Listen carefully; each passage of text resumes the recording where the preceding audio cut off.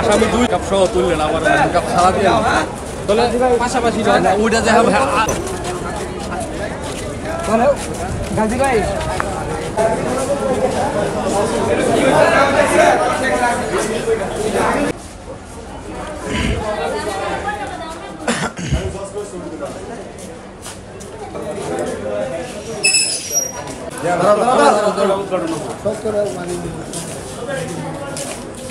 এর ছাব্বিশ পিসায়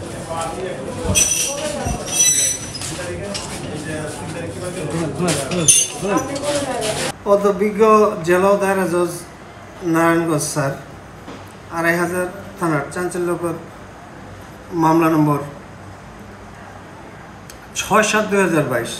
এই মামলায় একমাত্র আসামি সাদিকুর রহমান সাদিককে দণ্ডবিধি ৩০২ ধারায় মৃত্যুদণ্ড এবং ২ লক্ষ টাকা জরিমানা এবং দণ্ডবিধি ৩৮২ ধারায় ১৪ বছর সশ্রম কারাদণ্ড এবং ৫০,০০০ টাকা জরিমানার আদেশ দেয়। মামলার ঘটনা মূলত সাদিকুর রহমান সাদিক ২৫০০ বাড়ি, সে গার্মেন্টসে স্বল্প বেতনে চাকরি করত, কিন্তু তার ভাবি এবং ভাতিজা ছিল, তারা সচ্ছল ছিল, সে টাকা হাওলাত চায়।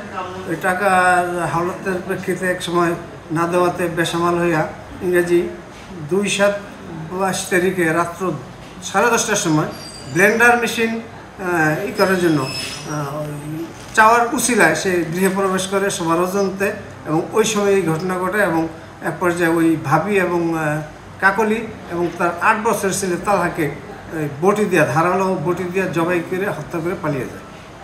মামলাটি তদন্ত শেষে তদন্তকারী কর্মকর্তা এই আসামিকে সাদিকুর রহমান সাদিককে গ্রেপ্তার করে জিজ্ঞাসাবাদ করলে আসামি তার দোষ স্বীকার করে এবং বিজ্ঞ ম্যাজিস্ট্রেট আদালত তার দোষ স্বীকার করে জবানবন্দি প্রদান করে, যার প্রেক্ষিতে অধ্যকারী রায় হয়। আসামি আটক আছে, তাকে জেল হাজতে প্রেরণ করা হইতেছে।